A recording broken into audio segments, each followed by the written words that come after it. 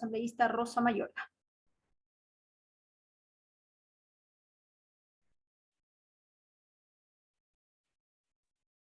Gracias, señora presidenta encargada de esta sesión. Un saludo cordial a todos los compañeros y compañeras asambleístas, por supuesto a la gente que está pendiente también de esta sesión en un debate importante, que lo tenemos ya por prácticamente, esta es la tercera jornada del mismo, y evidentemente lo tenemos que hacer con la mayor de las responsabilidades. La gente, el pueblo ecuatoriano está esperando una respuesta de esta Asamblea Nacional. Y no quisiera empezar esta intervención sin primero reconocer, saludar, agradecer ese trabajo y esa entrega, ese servicio, ese don de servicio que han tenido todos los voluntarios, las voluntarias, médicos, socorristas, personal de salud, la ciudadanía organizada en general, estudiantes, todos aquellos que estuvieron durante los días de paralización asistiendo, ayudando a todas las víctimas de la represión en estas protestas. Por supuesto, son personas que sin tener la obligación han estado ahí porque lo han sentido, porque ese es su sentir, porque ahí está la solidaridad. Lo que habla bien también del pueblo ecuatoriano en medio de una crisis que nos hace cuestionarnos muchísimas cosas. A ellos el saludo y el respaldo. Ya comienza también una serie de inventos, situaciones contrarias posiblemente a su propia seguridad. Y de esto ya se están encargando también organismos de derechos humanos, porque no es posible que mientras ellos, de manera voluntaria incluso, han arriesgado su vida, estén personas infiltradas tratando de conocer quienes quizás han estado organizando esta serie de ayudas. Insisto, han sido personas que han estado ahí para atender a víctimas de esta protesta social. Así que a ellos también un saludo y por supuesto a todas las familias de las víctimas en general, de un conflicto que debió haberse evitado, de un conflicto que debió haberse solucionado antes de que llegue al estallido al que finalmente llegó. Y creo que es necesario hacernos la pregunta de cómo es que llegamos hasta aquí, porque me parece que esa reflexión nos está faltando dejar aquí de manera muy clara. Y haber previsto esto y haber solucionado antes, evitado que lleguemos a esta situación, evidentemente era algo que el gobierno nacional lo tenía que haber hecho. Y solo recordemos algunas cosas, ¿no? Porque es muy fácil ver el síntoma y no el origen del problema. Y me parece que acá el Ecuador le está faltando eso, que todos tengamos la sensatez de mirar cuál ha sido el origen de todo esto y que ha ido abonando para tener ahora la situación que estamos aquí también intentando resolver. ¿Cómo llegamos hasta aquí? Me parece que incluso tenemos que irnos hacia la campaña para las elecciones, especialmente la segunda vuelta, porque debemos recordar ahí a un candidato, ahora presidente, que se acercó a los distintos sectores sociales, se acercó a las mujeres, se acercó a los agricultores, se vistió de poncho, se acercó muchísimo a las comunidades indígenas, se acercó a los pescadores, es decir, se acercó a todo el escenario social. A los maestros de frente les decía, no se preocupen, en mi gobierno vamos a aumentarles el salario. Ya en el poder les dijo completamente lo contrario. Esta Asamblea Nacional aprueba una ley en donde incluso sí se prevé este incremento salarial a los maestros, pero el presidente de la República incumple nuevamente su palabra, porque eso lo hemos visto a lo largo de su mandato hasta este momento, ¿no es cierto?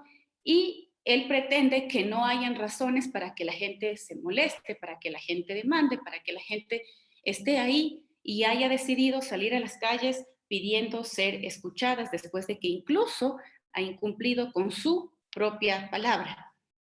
Entre otras cosas, en el marco político, incluso al mismo Partido Social Cristiano les dio la espalda, después de con ellos haber llegado al poder. Luego les da la espalda, de ahí en adelante ya la decisión que el Partido Social Cristiano tenga para sostenerlo en el poder, pues es algo que el pueblo ecuatoriano lo tendrá que analizar, juzgar, cuestionar y pedir las cuentas necesarias a lo largo de la historia. Es increíble cómo el presidente Lazo pensó que hacer TikToks les iba a bastar para dirigir el gobierno. Nunca se dio cuenta que el manejo de lo público es tan delicado que si ese señor, que su gobierno, que si su personal está a la deriva, lamentablemente pone al país a la deriva. Y eso es sumamente grave, sumamente irresponsable. Y ahora estamos mirando muestras de aquello. Lamentablemente acá no es cuestión de dar una orden y pensar que como en el mundo privado, probablemente en el mundo de la banca, le van a cumplir tal cual y prácticamente 1 más 1 es 2 y se acabó. En lo público, en el sector de lo público, la presencia del Estado tiene que ser una presencia responsable, con las prioridades claras, pero lamentablemente eso no hemos visto y me parece que ese es uno de los grandes elementos que ha abonado para llegar acá a donde estamos. Entonces, señor presidente, usted no logró distinguir el haber dejado campaña y llegar a gobernar. Parece que seguía en campaña y hoy parece que sigue en campaña porque vemos ofertones de 10 centavos menos al precio de los combustibles y además, como queriendo solucionar el problema, ofrecer un aceite más barato, un aceite popular, lo dijo, ¿no?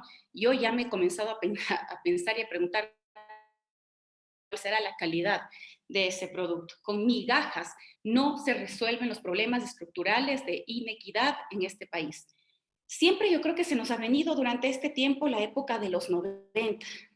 Y sí, me parece que hoy estamos viviendo en este año una situación muy similar a esa década, especialmente hacia finales de los 90, lo cual fue y seguirá siendo uno de los episodios más negros de la historia del Ecuador. Y las familias ecuatorianas lo pueden decir, nuestros abuelos, nuestros padres, nosotros mismos, siempre vamos a recordar una faceta horrorosa de los 90, donde teníamos que aguantar, sí, paralizaciones cada cierto tiempo de manera muy frecuente, donde tuvimos que ver con mucho dolor y vivir con mucho dolor la ola migratoria. Qué raro que nuevamente la migración en este periodo de gobierno haya ascendido nuevamente, esté siendo ese fantasma que alguna vez pensamos que ya se fue de nuestro país y regresó, porque muchas comunidades en mi provincia, en Tungurahua, lamentablemente han comenzado a mirar cómo se van en una suerte de migración riesgosa, porque no es una migración segura ni formal, es una migración riesgosa y hay muchas comunidades en donde su población ha salido en gran medida a buscar mejor destino en otros países, arriesgando su vida y qué sorpresa, justamente son personas que se dedicaban a la agricultura y que no han tenido respuestas y han tenido que salir del país. Entonces esa me parece que también es otro de los temas que tiene que ser pensado como parte de este gran conflicto social que estamos sintiendo. ¿Qué decir de la ausencia de medicinas? ¿Qué decir de la inseguridad, de la masacre en las cárceles? ¿Qué decir de esos 100 primeros minutos, me parece que era, en donde se iba a solucionar los problemas del país y mientras esperábamos que ese plan se ponga en marcha, comenzamos a sentir esta inseguridad, este miedo, este temor, una violencia extrema dentro y fuera de las cárceles, además de, y aquí vimos incluso a una de nuestras compañeras tan valiente, ella también dejando su voz en firme, luchando contra una enfermedad catastrófica y sintiendo como lamentablemente está de abandonado el sistema público de salud, y eso no lo decimos nosotros solamente, lo dice mucha gente que está afectada con esta falta de políticas claras. Todo eso llevó a qué? A que el Ecuador se manifieste en las calles. Sí, la convocatoria empieza con los sectores indígenas, pero luego se vuelve más bien una manifestación diversa de muchos sectores ahí presentes, de personas que han sido despedidas del sector de salud, por ejemplo, sin hasta ahora una respuesta de si esas partidas van a ser o no recuperadas. ¿Para qué? Para atender mejor a la gente. En sectores sumamente sensibles, la reducción del estado obeso, por eso también nos metieron en la cabeza no ver a la gente en sus prioridades y ahora estamos viviendo lo que estamos viviendo. Luego, cosas comienzan como a caldearse un poco, el famoso diálogo que nunca se dio de manera equitativa, equilibrada, horizontal, porque el señor Pachala, justamente de la Secretaría de Pueblos y Nacionalidades, mientras un día decía que están completamente abiertos al diálogo justamente con uno de los líderes, en este caso el señor Leonidas Issa, en horas de la noche y madrugada es apresado. Primer acto completamente erróneo cuando debían haberse sentado ya a dialogar y ver en qué medida se podían ir cumpliendo o atendiendo las demandas, en este caso de la CONAIE, pero que también están sintonizadas con las demandas del pueblo en general.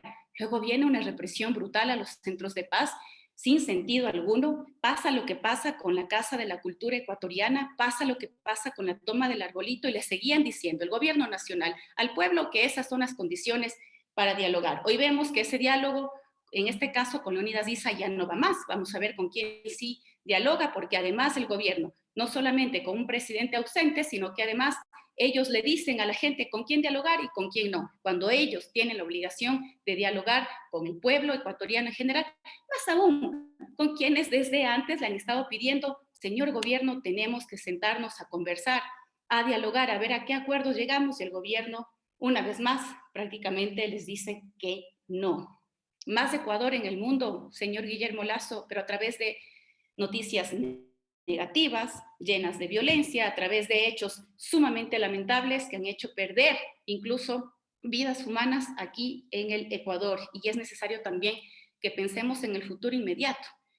¿Es un gobierno que goza de absoluta legitimidad? No, me van a decir, ah, sí, es que fue electo democráticamente, por supuesto, pero no se sostiene esa legitimidad solamente con el voto, se sostiene durante todo el periodo de mandato trabajando por y para la gente. Y esa legitimidad me parece que el gobierno nacional ya no la tiene, está sumamente cuestionado, y qué horroroso es tener, yo creo, ¿no? Ya en su pensamiento, no sé si hacen esa reflexión quienes todavía le siguen defendiendo al señor Lazo. Tener que crear un enemigo, o más bien dicho, usar al mismo enemigo creado en el gobierno anterior para de esta manera poder sostenerme en el poder, porque resulta que no lo puedo hacer a través de obras, porque no hay, porque no existen, eso debe ser bastante lamentable. Tener que sostener a alguien en el poder a costa de juzgar a otro, de criticar a otro, de buscar a ese enemigo creado, incluso con la ayuda de los medios de comunicación corporativos, debe ser terrible. En vez de defender mi gestión, porque tengo horas con las cuales defender. Ese no es el caso del gobierno nacional y es parte del problema que en el... Finalmente, basta saber, basta conocer que seres como Yamil Maguad, como Lucio Gutiérrez, estén en contra de la posibilidad de un mecanismo constitucional como la muerte cruzada y por lo tanto le estén dando su respaldo al señor Guillermo Lazo, basta ese dato para saber que quienes ya hemos dicho estamos dispuestos a irnos a la casa, estemos del lado correcto de la historia de este país. Con eso me parece que también debemos tener muy clara cuál va a ser nuestra posición. Las tibiezas en este momento tan delicado para el país, no son pues la respuesta correcta, adecuada y firme que el pueblo ecuatoriano necesita. El pueblo sabrá juzgar a esta Asamblea Nacional.